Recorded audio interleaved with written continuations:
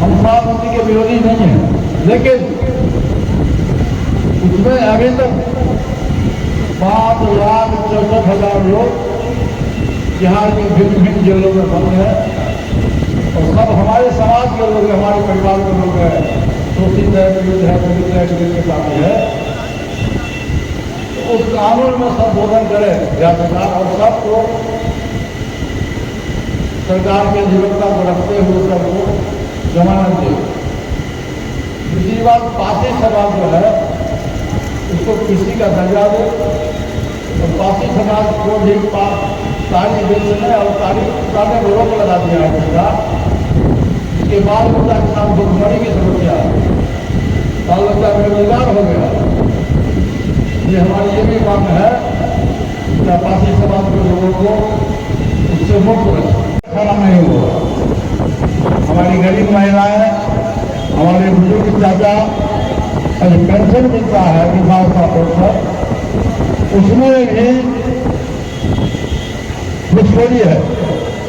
इंदिरा आवास में घुसखोरी बिना पैसे का, बिना रिश्वत का समझौते में कोई काम नहीं होता है।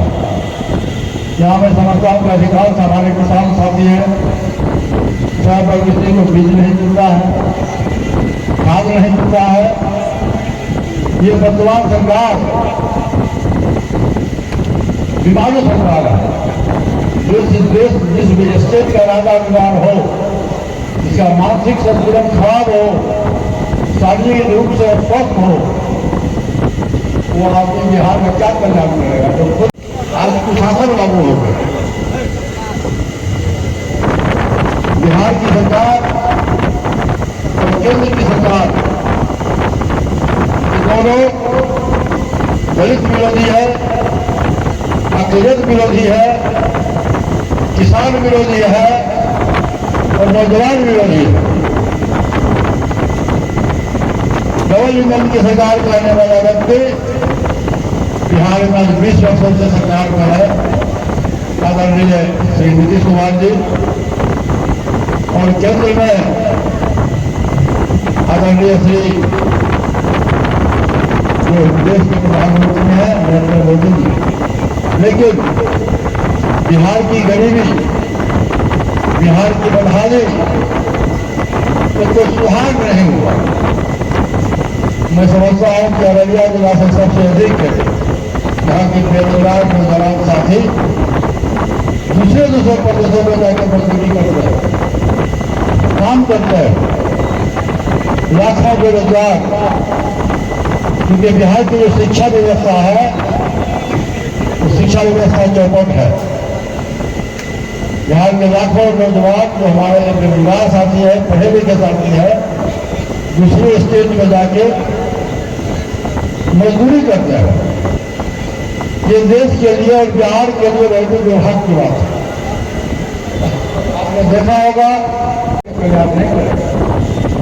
इसलिए हमारी सलाह है एनडीए गठबंधन के साथी से कि बहुत अधिक दिन हो गया अपनी की सरकार मिली आपके, अब भ्रष्टाचार की जमीनी सरकार को आप उनको सेवा निवृत्त कर दीजिए अपने पद से और उनके श्री नीतीश कुमार जी को आवाज करने का मौका दीजिए। और दोनों के किसी सोलह का होता है, किसी दूसरे व्यक्ति को बिहार की जनता बदलाव की होगा। अभी आपने देखा होगा लोकसभा में जो बिल पास हुआ है मुसलमान साथियों के खिलाफ, मुसलमान समाज के खिलाफ, पार्लियामेंट से लोकसभा राज्यसभा से बिल पास हुआ। देखिए, भारत एक बगीचा है और इस बगीचे में सभी तरह का फूल खिलने का अधिकार है, सभी धर्म के लोगों को रहने का अधिकार है। हमारा देश धर्मनिरपेक्ष देश है। इसमें हिंदू भी है, मुस्लिम भी है, सिख भी है, ईसाई भी है, अकेले के साथी है, नीची जाति के लोग हैं, गरीब है, महागरीब है, पिछड़ा है, पिछड़ा है। और बाबा साहब भीमराव अम्बेडकर द्वारा लिखा है नीचे भी संविधान है उसमें ये अधिकार है लोगों को, आपको मौलिक अधिकार दिया क्या यहाँ जितने लोग बैठे हुए हैं सबों को एक ही वोट देने का अधिकार है, सबों को देश के किसी भी कोने में जाने का अधिकार है, बिजनेस करने का अधिकार है, नौकरी करने का अधिकार है और संपत्ति अर्जित करने का अधिकार है। 5 वर्ष लीजिए आप लोग, जब नीतीश कुमार जी की सरकार बनी तो बिहार के मुख्यमंत्री बने, सबसे पहला काम उन्होंने किया भारत के संविधान बाबा साहब भीमराव अम्बेडकर के द्वारा जो चुनाव निर्वाह हुआ था उसके संविधान के विरुद्ध उन्होंने बिहार में दलित और महादलित बनाया था और सभी जाति को वो महादलित में जोड़ दिया और पासवान जाति को दलित में छोड़ दिया और दलित समाज का जो भी सुख सुविधा था वो पासवान समाज के लोगों को मिल गया। दूसरा बात, यहाँ सभी साथी को मालूम है कि चौकीदार, दफादार और गांव में खेती का रखवाल करने वाला रखवाल आज वर्षों से सैकड़ों वर्षों से बहुत ईमानदारी से बहुत निष्ठा से वो चौकीदारी पद पर सेवा करते थे और एक जात का सिर्फ विकास करना। सबसे पहले तो भारत के संविधान को बदलने का प्रयास किया, जब उनको 400 सीट नहीं मिला लोकसभा में, अब वो पूरे देश में जातीय भेदभाव फैलाना चाहता है। मैं इसकी घोर निंदा करता हूँ। हमारी पार्टी शुरू से हमारे बड़े भाई साहब स्वर्गीय रामनिवास पासवान जी अभी दुनिया में नहीं है, लेकिन वो कभी भी सिद्धांत से समझौता नहीं करते और उनका सिद्धांत था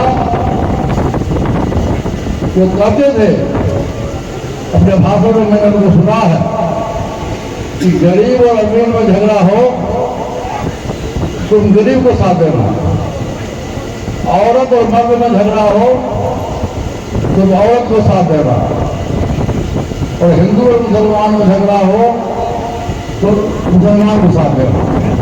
तो साथियों, लेकिन उनके इच्छा के विरुद्ध जो पार्टी के उनके उच्चाधिकारी है उन्होंने पासवान जी की इच्छा के विरुद्ध कुर्सी के लिए उन्होंने समझौता किया और समझौता के बाद केंद्र की सरकार के द्वारा जो बिल पेश किया गया उस बिल का समर्थन किया। सबसे अभी महत्वपूर्ण बात है मेरे घरेलू झगड़ा का, जिसको हमारे प्रदेश अध्यक्ष पुलिस राज जी ने आपको बताया। मैं ये कहना चाहता हूँ आप लोगों को, बताना चाहता हूँ इसकी नौबत क्यों आ गई। पासवान जी आज इस दुनिया में नहीं है, उनकी जो शादी हो और हमारी भाभी जो हमारी माँ समान है, सीता के रूप में हम लोगों ने प्रधानमंत्री ने रखा और 45 वर्ष तक उनको वनवास में रखा गया। हमारे पिताजी जब 3 संतान हैं, आप बताइए कि पिता की संपत्ति में तीनों पिता का अधिकार होता है कि नहीं होता है? बताइए हम लोग। आपको जो विचार है सर में दर्द होगा, दिल्ली का जो सबसे बेस्ट डॉक्टर है, दिल्ली का जो सबसे बेस्ट डॉक्टर है, वहाँ अपनी माँ को याद कराता है। फिर आपको बारी दिल्ली को तुमने क्यों नहीं ले गया? ये राजनीतिक घटना है। हमारी पत्नी, हमारी साली मृत्यु शुल्क हेड मिश्रेष थे। तो मैं आपसे ये कहने आया हूं कि बिहार में जो प्रशासन की सरकार है, इसके बिहार की सरकार को बदलाव की जरूरत है।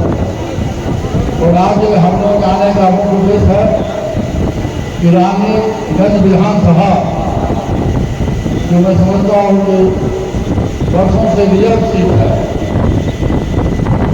तो एक बार भी यहाँ से जहाँ तक मुझको जानकारी है कि 90 में श्रीमती शांति देवी यहाँ से विधायक हुआ करती थी। उसके बाद से आज तक जो भी विधायक यहाँ हुए हैं सब के सब बाहरी उम्मीदवार, स्थानीय उम्मीदवार को नहीं। तो हमारे पार्टी में अच्छे उम्मीदवार साथी हैं, अशोक पासवान जो है, मंत्री पासवान जी, काफी संख्या लोग है। आप लोगों को मैं जानकारी दे दूँ, जब मौका मिला मुझको तो स्वर्गीय अशोक पासवान जी को मैंने 2005 में गरीब लड़का था, मैंने उसको रानीगंज से टिकट दिया और कम मत से वो चुनाव हारे। इसलिए मैं आपको विश्वास दिलाता हूँ,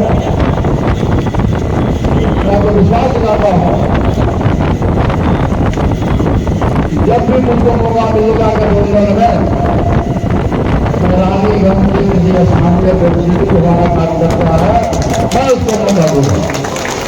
इतना हम पर विश्वास करिए।